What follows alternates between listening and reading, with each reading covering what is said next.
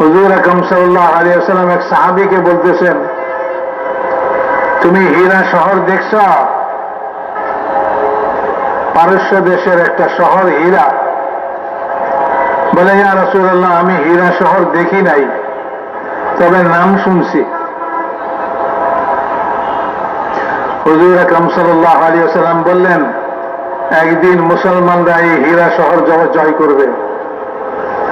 আমি সেই দৃশ্য এখন যেন চোখে দেখতে পাইতেছি,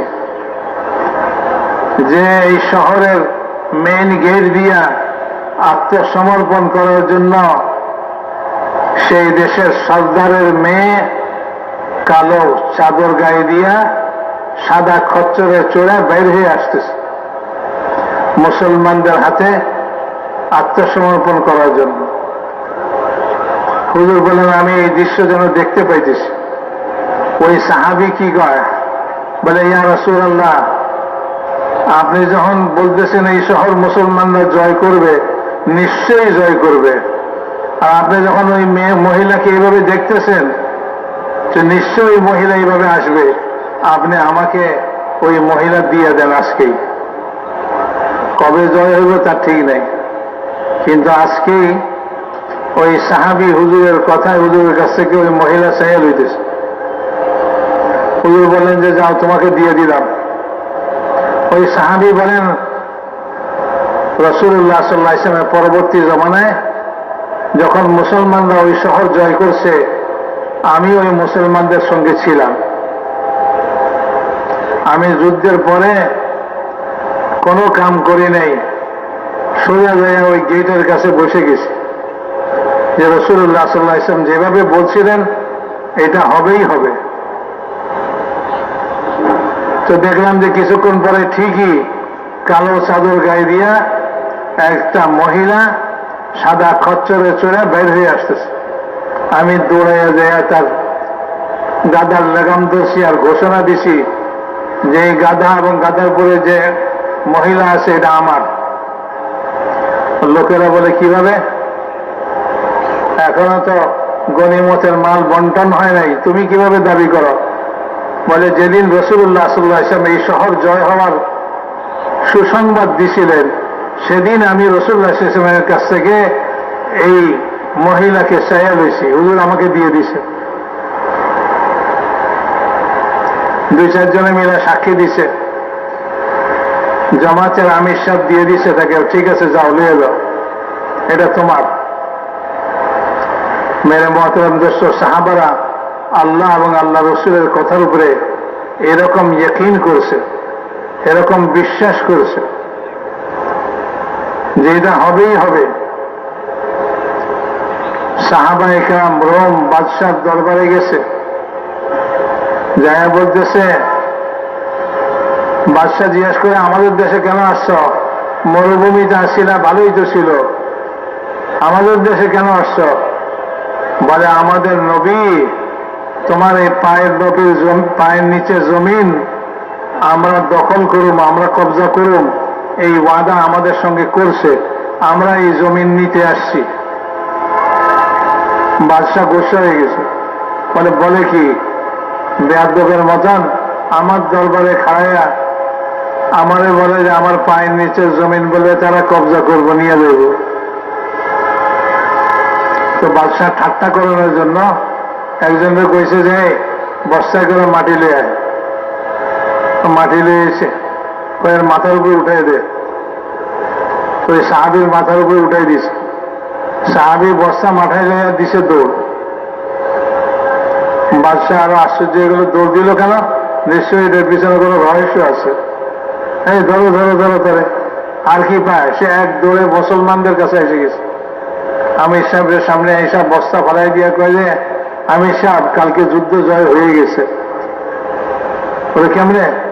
বলে, এই দেখেন না, নিজের হাতে মাটি দিয়ে দিছে আমাদেরকে।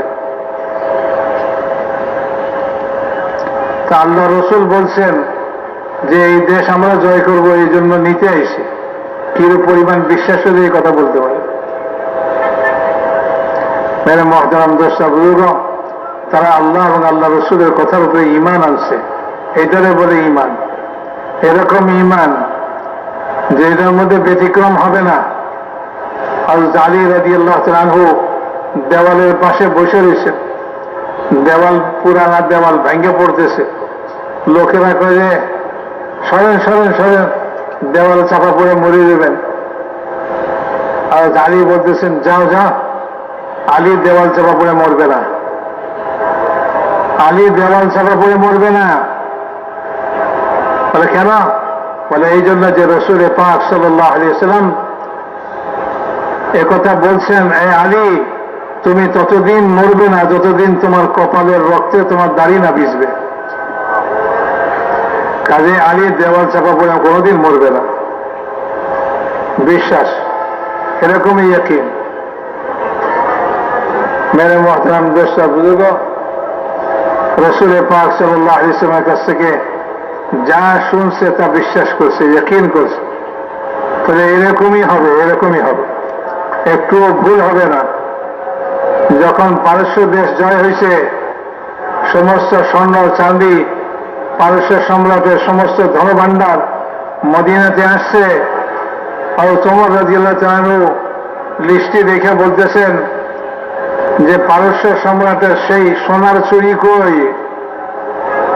এটা তো নাই লিস্টের মধ্যে। লোকেরা বলে আমিরুল মুমিনিন আপনি কি জানেন পারস্য সম্রাটের সোনার চুরি কি? বলে হ্যাঁ হ্যাঁ আমি জানি। রাসূল পাক সাল্লাল্লাহু আলাইহি ওয়াসাল্লাম বলছিলেন একদিন সুরাকা ইবনে মালিককে, হে সুরাকা, সেদিন কি হবে যেদিন তোমার হাতে পারস্য সম্রাটের সোনার চুরি পরানো হবে? আল্লাহ রসুলের এই কথা সত্য হইতেই হবে। নিশ্চয়ই পারস্য সম্রাটের সোনার চুরি আছে, সেটা খোঁজো, বের করো। তো লিস্টিতে না থাকলে কি হবো? সব গাইটা গুইটা ওইটা বাইরে এসে বলে আমিরুল মুমিনিন বাইরে এসে লিস্টিতে লিখতে ভুল হয়েছে, কিন্তু আল্লাহ রসুলের কথা ভুল হয় নাই। মেরে মুহতারাম দোস্তা বুজুর্গ, আল্লাহ রসুল যা বলছেন তাই হবে,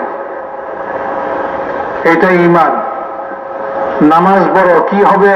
আল্লাহ রসুল বলে গেছেন, ওইটা অবশ্যই হবে, ইয়াকিন করে ওই নামাজকে পড়ো। এই জন্য ফাজাইলের তালিমে হালকায় বৈশা নিজের ঈমান বানাও, ঈমান বানাও।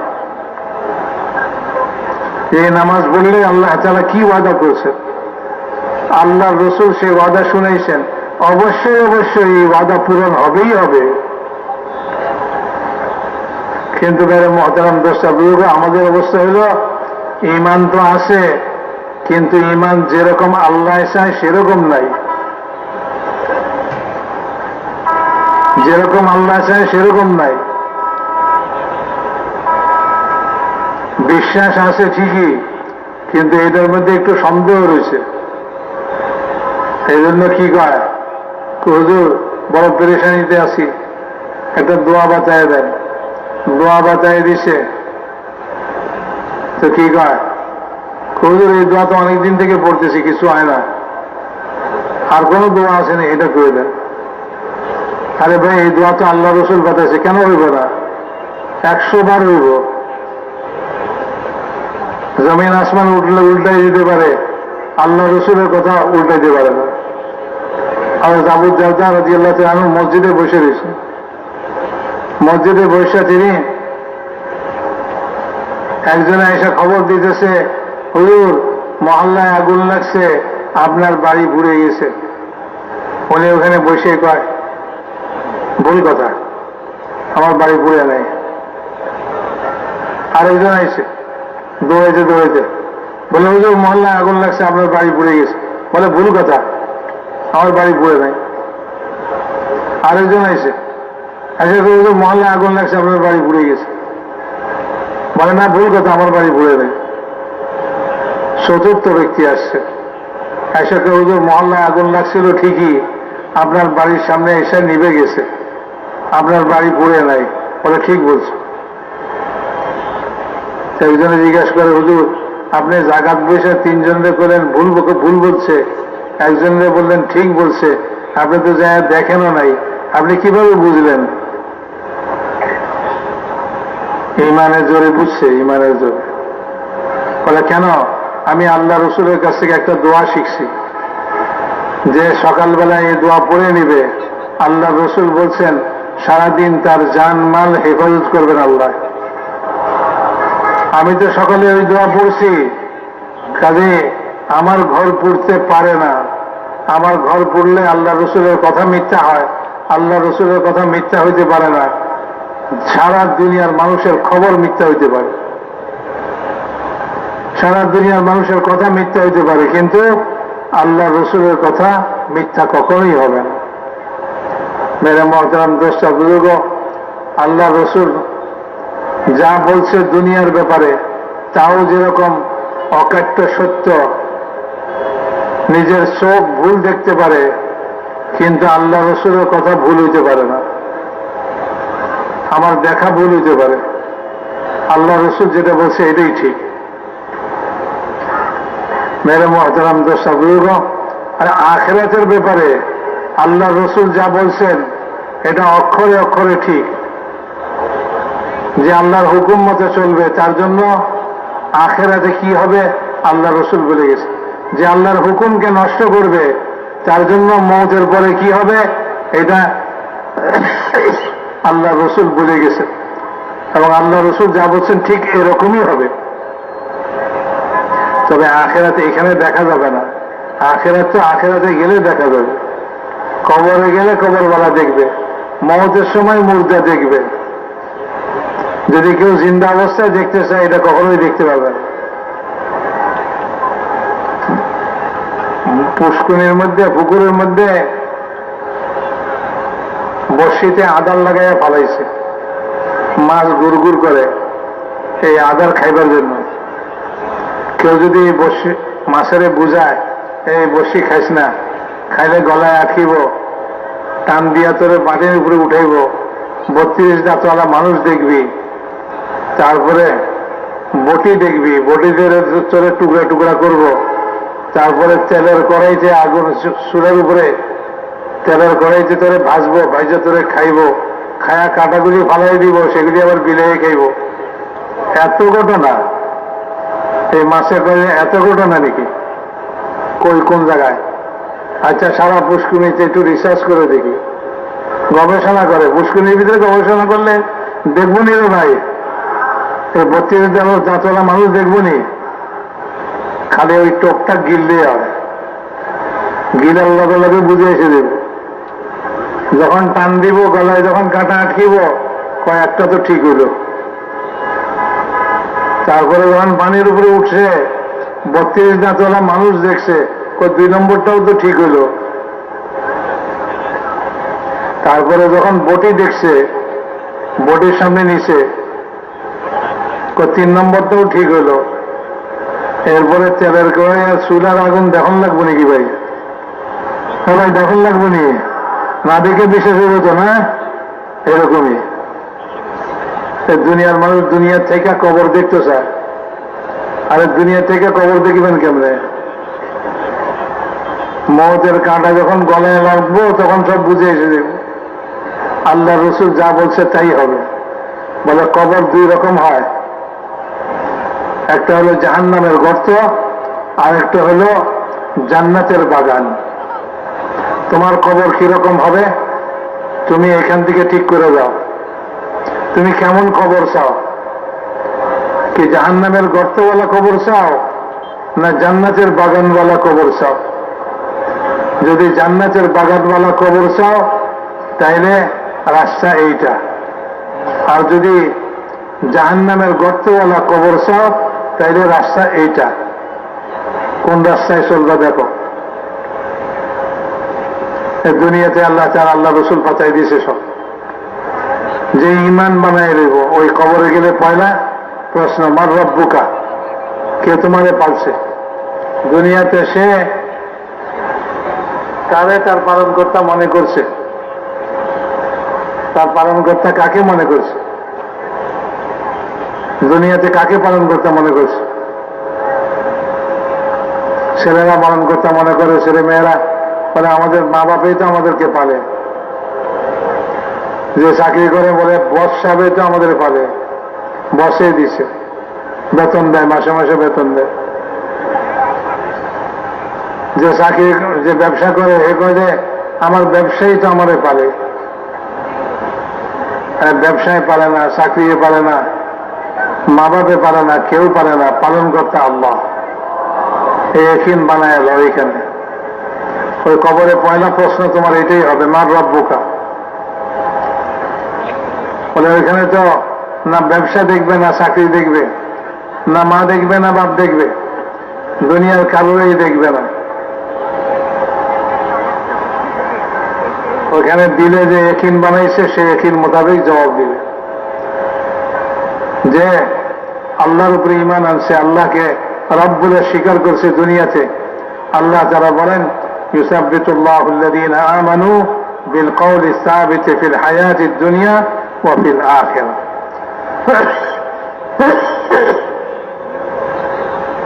যারা ঈমান আনছে, ঈমানকে দিলের মধ্যে বসাইছে, দুনিয়ার বিভিন্ন অবস্থার মধ্যেও আল্লাহ তাআলা তাকে ঈমানের উপরে মজবুত রাখবো। অসুখ হলে কেউ আল্লাহ অসুখ দিছে, বিপদ হলে কেউ বিপদ আল্লাহ দিছে। আর আল্লাহ বিপদ কেন দিছে? আর আল্লাহ বিপদ দিছে আমার ঈমানকে মজবুত করার জন্য, যে ঈমানকে মজবুত করার জন্য। আলিফ লাম মিম মা হাসিবান নাস আন ইউতরাকু আন ইয়াকুলু আমান্না ওয়া হুম লা ইফতানুন। মানুষ কি কথা মনে করছে যে সে বলে যে আমি ঈমান আনছি, লা ইলাহা ইল্লাল্লাহ মুহাম্মাদুর রাসূলুল্লাহ, আমি তাকে এমনি ছেড়ে দিব, তাকে পরীক্ষা করব না? তো আল্লাহ তাআলা পরীক্ষা করার জন্য দুনিয়াতে বিভিন্ন অবস্থা আনেন। এই সমস্ত অবস্থার মধ্যে আল্লাহ তাআলাই বান্দাকে মজবুত রাখেন ঈমানের কলমার উপরে। ডাক্তারের ওষুধ দিছে, ডাক্তারের ওষুধ খাইছে, তারপরেও এক ঈমানওয়ালা কি বলে? বলে শেফা তো আল্লাহই দিছে। মেরে মহতরম দর্শক, একজনে খানা খাওয়াইছে, সে কি বলে? সে বলে আলহামদুলিল্লাহ, সমস্ত প্রশংসা আল্লাহ তাআলারই, খানা তো আল্লাহই খাওয়াইছে। তারপরে যার মাধ্যমে খাওয়াইছে তারে একটু দোয়া দিয়ে দেয়, আকালা তাআমুকুমুল আবরার ওয়া আফতারা ইনদাকুমুস সাইমুন ওয়া সাল্লাত আলাইকুমুল মালায়েকা। ভাই আপনার উসিলায় খানা আল্লাহ খাওয়াইছে, আপনারও একটু দোয়া দিলাম যে আপনার খানা পিনা নেক লোকে খাক।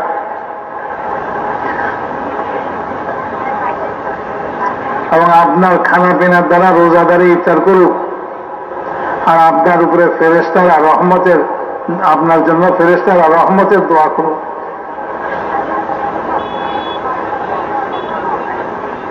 তো মেরে মুহতারাম দর্শক বুজুর্গ, ঈমান দুনিয়াতে বিভিন্ন অবস্থার মধ্যে আল্লাহ তাআলা পরীক্ষা করে। এই সব পরীক্ষায় যে পাশ হইতেছে, দৈনিক পরীক্ষা হইতেছে, মুহূর্তে মুহূর্তে পরীক্ষা হইতেছে। কি কয় বান্দা, কি কয়? ছেলে মরে গেছে, ছোট বাচ্চা মরে গেছে আর কি। আল্লাহ তাআলার কাছে ফেরেশতায় ওই বাচ্চার রূহ যখন পৌঁছে, তো আল্লাহ তাআলা জিজ্ঞাসা করেন আমার বান্দা বান্দি কি কইছে?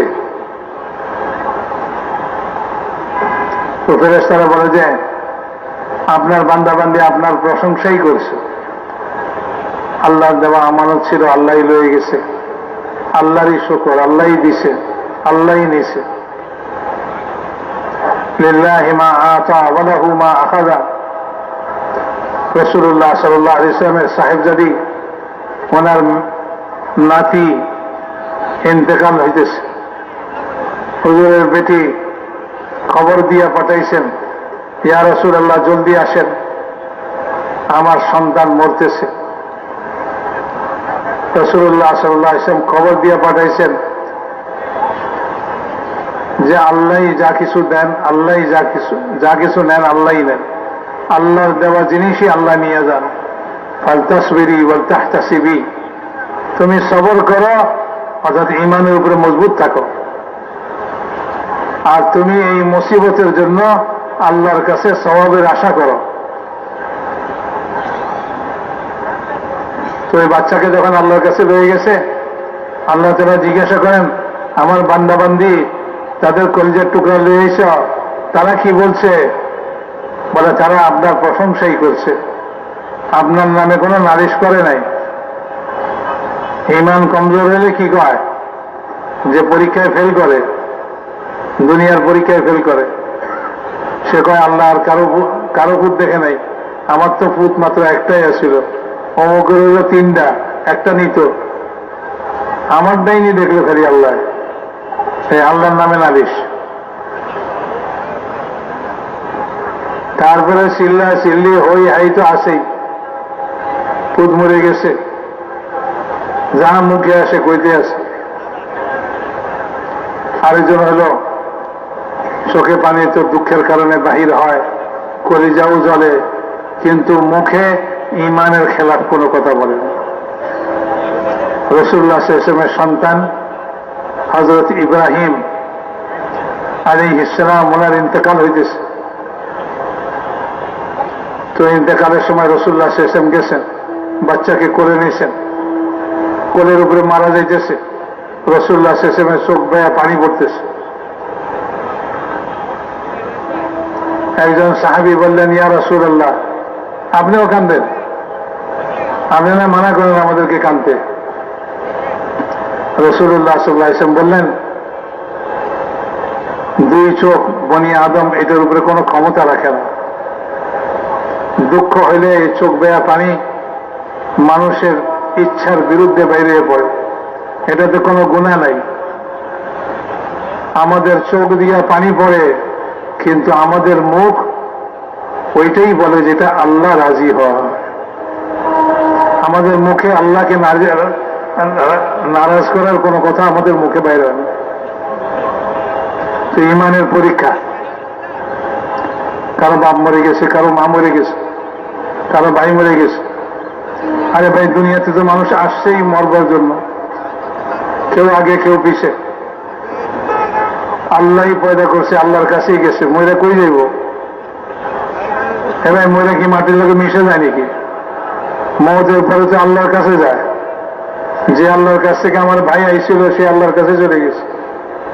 আমার ভাই যদি দুনিয়াতে ঈমান আমল বানাইয়া থাকে, দুনিয়ার চেয়ে বেশি আরামের জায়গায় পৌঁছে। আমার পিতামাতা যদি দুনিয়াতে ঈমান আমল বানাইয়া থাকে, দুনিয়ার যত আরাম তার চেয়ে বেশি আরামের জায়গায় পৌঁছে, বেহেশতের বাগানে পৌঁছে। বেহেশতের বাগানে, বেহেশতের বিছানায় শুইছে, আর তাকে বলা হয়েছে নাম কানাও মাচিল আরুস, ঘুমায় থাকো দুলহানের মতো, দুলানের মতো, প্রথম রাত্রি দুলানের মতো ঘুমায় থাকো। সেই কবরের মধ্যে শুয়ে আছে, ঘুমায় আছে। জান্নাতের বিছানা তার জন্য বিছানা হয়েছে, আর দুনিয়ার একদিন সমান সময়ের ব্যবধানে তাকে ঘুম থেকে জাগায় জান্নাত দেখানো হইতেছে। জান্নাতের খুশবু তার কবরের মধ্যে পৌঁছতেছে। দুনিয়ার চেয়ে দুনিয়াতে এত আরাম আছে না ওই কবরে তার চেয়ে বেশি আরাম? কি বলেন ভাই? কি ভাই, দুনিয়াতে এসি লাগায় কি জান্নাতের আরাম পাওয়া যায়? জান্নাতের খুশবুদার বাতাস যার কবরে ঢুকতেছে, আর যাকে জান্নাতের বিছানার উপরে শোয়াইছে, সে কি কবরে বেশি আরামে আছে না দুনিয়াতে বেশি আরামে আছিল? এত অস্থির এবার কি আছে? আল্লাহ তাকে দুনিয়া থেকে নিয়েছে, আমাদেরকে ঈমানের পরীক্ষা লইছে। আমি আল্লাহ তাআলার ফয়সালার উপরে রাজি না নারাজ? আমি কি আল্লাহ তাআলার ফয়সালার উপরে সন্তুষ্ট আছি, না আমি আল্লাহ তাআলার ফয়সালার উপরে অসন্তুষ্ট হয়েছি? এই পরীক্ষা দুনিয়ার জিন্দেগিতেও পরীক্ষা। এখানে পরীক্ষায় পাশ করে কবরে গেছে, কবরে ফেরেশতাই জিজ্ঞাসা করছে মার রব্বুকা, সে কয় রব্বি আল্লাহ। সে কি বলে? রব্বি আল্লাহ।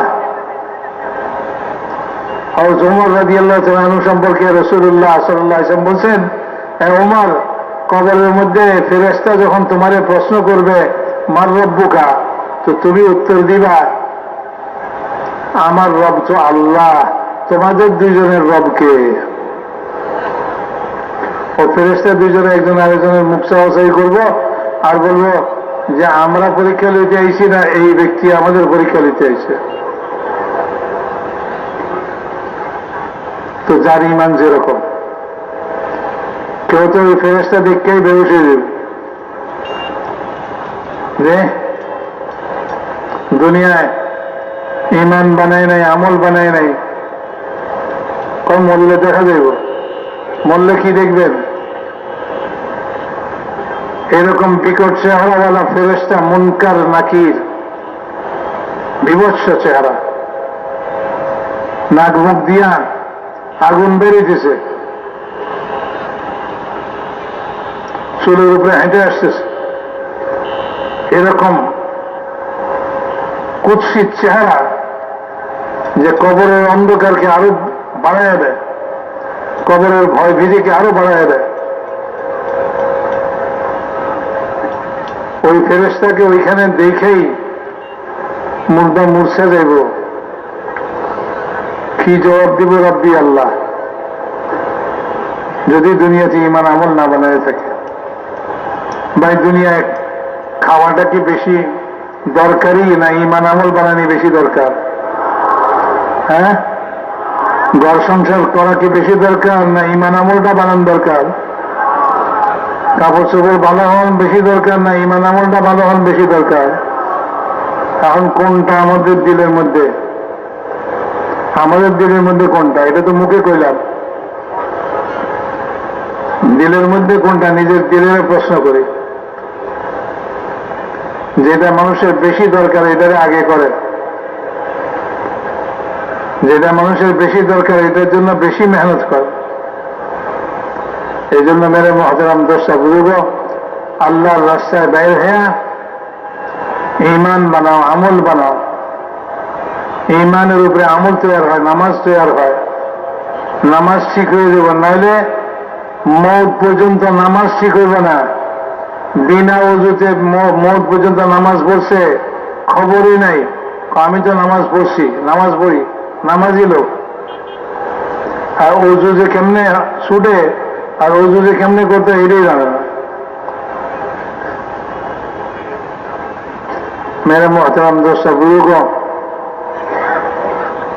পাক পবিত্রতা নামাজের আগে হাসিল করতে হয়। ইস্তিনজা থেকে পাক হওয়া, ওযু করে পাক হওয়া, গোসল করে পাক হওয়া, এগুলি নামাজের আগে। এরপরে নামাজের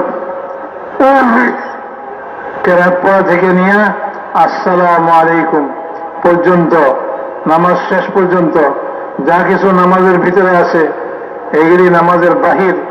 আর নামাজের ভিতর হইল দিলের ভিতরে আল্লাহ পাকের ধ্যান হওয়া, লা ইলাহা ইল্লাল্লাহ। আমার দোকান দিয়ে হইব না, আমার চাকরি দিয়ে হইব না, কিছু দিয়ে হবে না। আল্লাহর হুকুম নামাজ দিয়া সবকিছু হইব। আল্লাহর হুকুম নামাজ দিয়ে কি হবে? সবকিছু হবে। মুয়াজ্জিনে আল্লাহর পক্ষ থেকে ঘোষণা দিছে, হাইয়া আলাস সালাহ, হাইয়া আলাল ফালাহ, আসো নামাজের দিকে, আসো সফলতার দিকে। প্রথমে আওয়াজ লাগাইছে আল্লাহু আকবার, আল্লাহু আকবার, আল্লাহু আকবার, আল্লাহু আকবার। দুনিয়াতে মৌলিক সব জিনিসের মধ্যে চার জিনিস, আগুন, পানি, মাটি, বাতাস। মানে আগুন বড় না, পানি বড় না, মাটি বড় না, বাতাস বড় না, আল্লাহ বড়, আল্লাহ বড়। আগুন যদি লাগে তো কি বলো? আল্লাহু আকবার। আগুন বড় না, আল্লাহ বড়। যদি ভূমিকম্প হয় তুমি বলো আল্লাহু আকবার। জমিনের শক্তি বড় নয়, আল্লাহ শক্তি বড়। যদি তুফান ছুটে, বাতাস ছুটে, তুমি বলো আল্লাহু আকবার। এই বাতাসের শক্তি বড় নয়, আল্লাহ শক্তি বড়। যদি পানি আসে বিশাল আকারে তো তুমি বলো যে আল্লাহু আকবার। এই পানির শক্তি বড় নয়, আল্লাহর শক্তি বড়। আল্লাহর পক্ষ থেকে 5 ওয়াক্ত নামাজে মুয়াজ্জিন 4 বার করে আওয়াজ লাগাই দিছে আল্লাহু আকবার, আল্লাহু আকবার, আল্লাহু আকবার, আল্লাহু আকবার। সাক্ষ্য দিতেছি আল্লাহ ছাড়া কোন মাবুদ নেই, আল্লাহ ছাড়া কেউ কিছু করতে পারে না। এবং হযরত মুহাম্মদ সাল্লাল্লাহু আলাইহি ওয়াসাল্লাম আল্লাহ পাকের পক্ষ থেকে যে দিন, যে আমল, যে ঈমান, যে শরীয়ত নিয়ে আসছে, এইটার মধ্যেই আল্লাহ তাআলা কামিয়াবি রাখছেন। এই কামিয়াবির দিকে ডাকতেছে মুহাম্মদ সাল্লাল্লাহু আলাইহি ওয়াসাল্লামের তরিকা। সময় হয়ে গেছে নামাজের, আসো নামাজের দিকে। দোকানে বসে থেকো না, চাকরিতে বসে থেকো না, খেতে থাকিও না, ঘরের মধ্যে বসে থাকিও না, তুমি নামাজের জন্য আসো। আল্লাহর কাছ থেকে কামিয়াবি লয়ে যাও। কামিয়াবি আল্লাহর খাজানায়, কোথাও নাই, কোথাও নাই। বাজারে কোনো কিনতে পাওয়া যায় না, কোনো গাছে ধরে না, কোনো গাছে ধরে না, কোনো জমিনে কামিয়াবি ধরে, কামিয়াবি কোনো জমিনের ভিতরে নাই। কামিয়াবি, সফলতা এক আল্লাহর হাতে। আল্লাহর হুকুমকে যে পুরা করবে, আল্লাহ তার জন্য ওয়াদা করছে কামিয়াবি। কাজে নামাজের দিকে আসো, আল্লাহ পাকের ইলমকে হাসিল করো, আল্লাহ পাকের ধ্যানকে দিলের মধ্যে জমাও, এবং আল্লাহ তাআলা যে দিন দিয়েছেন সে দিন মতো তোমার জিন্দগির সব কাম করো। কামাই রোজগার, তোমার ঘরানা জিন্দগি, তোমার আখলাক, চরিত্র, সব জিনিস আল্লাহ তাআলার হুকুম মতো বানাও। এই দিন জিন্দগিতে মেহনত করে আনো, তো তোমার দুনিয়ার জিন্দগি আল্লাহ পাকের খাজানা থেকে তোমার জরুরত পুরা হবে। মৌতের পরে কবরে আল্লাহর খাজানা থেকে তোমার জরুরত পুরা হবে। কিয়ামতের ময়দানে হাউজে কাউসারের পানি আল্লাহ পাকের কুদরতে নসিব হবে, এবং কিয়ামতের ময়দানে ছায়া আল্লাহ তাআলার কুদরতে নসিব হবে। কিয়ামতের ময়দানে সওয়ারি আল্লাহর কুদরতে নসিব হবে। ডাইনে হাতে আমলনামা আল্লাহ তাআলার কুদরতে নসিব হবে। বিনা হিসাবে জান্নাত আল্লাহর কুদরতে নসিব হবে। পুলসিরাত পার হওয়া আল্লাহ তাআলার কুদরতে নসিব হবে। জান্নাতের সমস্ত নিয়ামত আল্লাহ তাআলা বলেন, ফালা তা'লামু নাফসুম মা উখফিয়া লাহুম মিন কুররাতি আয়ুন জাযাআন বিমা কানু ইয়ামালুন। দুনিয়াতে যা আমল করছে তার বিনিময়ে আমি জান্নাতে এমন সব নিয়ামত তৈরি করে রাখছি, কোন চক্ষু, কোন প্রাণী, কোন মানুষ তা জানেন। এই জন্য মেরে মোহতারাম দোস্ত বুজুর্গ, দুনিয়ার জিন্দগি, আখিরাতের জিন্দগি বনবার রাস্তা হলো ঈমান আর আমল বানানি। এটার জন্যই আল্লাহর রাস্তায় বাইর হওয়া, নিজের সংসার থেকে, নিজের কায় কারবার থেকে, ব্যবসা বাণিজ্য থেকে আলাদা হয়ে মসজিদের পরিবেশে ফেরেশতাদের সোহবতে নিজের জিন্দগির কিছু সময় কাটাই, যাতে আমি ঈমান হাসিল করতে পারি, আমল ঠিক করতে পারি। এটার জন্যই আল্লাহ রাস্তায় যাওয়ার দাওয়াত। তৈরি আছেননি আপনারা ভাই? ফেনীর ইজতেমা থেকে কত জামাত যাইব, কত জামাত তৈরি হয়েছে, যা বাকি আছে আজকে রাত্রে তৈরি করতে হইব, কারণ আজকে তো আমাদের ইজতেমা শেষ রাত। এটার জন্য আপনারা তৈরি আছেন নাকি? না, এখন বয়ান শেষ হলে উঠে চলে যাবেন। কে কে উঠবেন হাত উঠান দেখি। কে কে উঠবেন হাত উঠান। কেউ উঠবো না? মাশাআল্লাহ, বহুত ভালো মাজমা।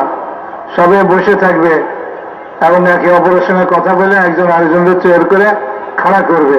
আচ্ছা, পয়লা একটু বিনা কথায় খাওয়ান দেখি, চিল্লা 3 চিল্লার জন্য কে কে তৈরি আছেন পুরা মজমার মধ্যে? আপনারা কি জমাতবন্দি হয়ে গেছেন নাকি? যারা জমাতবন্দি হয়েছে তারা আর দ্বিতীয়বার খাড়ায়া দেখানোর দরকার নাই। যারা জমাতবন্দি হয়নি তারা খারাপ। হ্যাঁ ভাই, খারাপ দেখি কি হলো? যারা খাড়াইছিলেন এরা সব জমাতবন্দি আল্লাহ খাড়াইছিল, নতুন কেউ খারাপ না ভাই? হ্যাঁ, মাশাআল্লাহ। এই বিশাল মাজমার মধ্যে মাত্র 2 জন খাড়াইছে না 3 জন খাড়াইছে? আরো খারাপ না ভাই? এই ভাই, আপনারা যে খাড়াইছেন আপনাদের পাশে কেউ বয়ে দিয়েছেনি? আছে নাকি কেউ?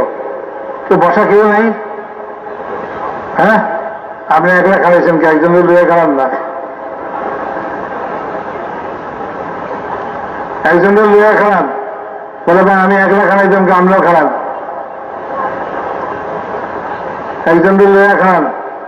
মাশাআল্লাহ, আরো দাঁড়ান দেখি ভাই। ও ভাই মজমার ভিতরেও দাঁড়ান। মাশাআল্লাহ, হিম্মত করেন, আল্লাহ কবুল করে।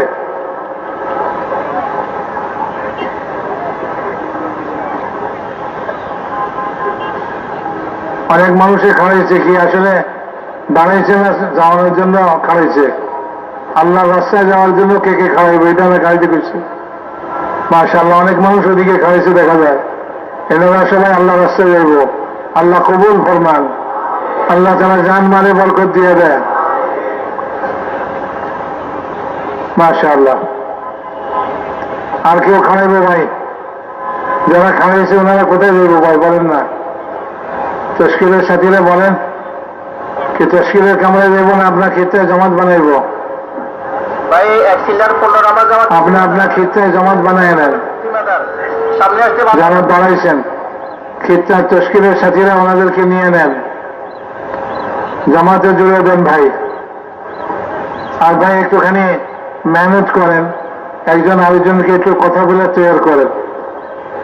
নিজের কামাই মনে করি, এক সিল্লা নামাজ পড়বো, জিকির করবো, তেলাওয়াত করবো, আল্লাহ রাস্তায় চলবো, এক এক কদমে 700 নেকি, এসবটা বরাবর নেকি আল্লাহ আমাকে দিব।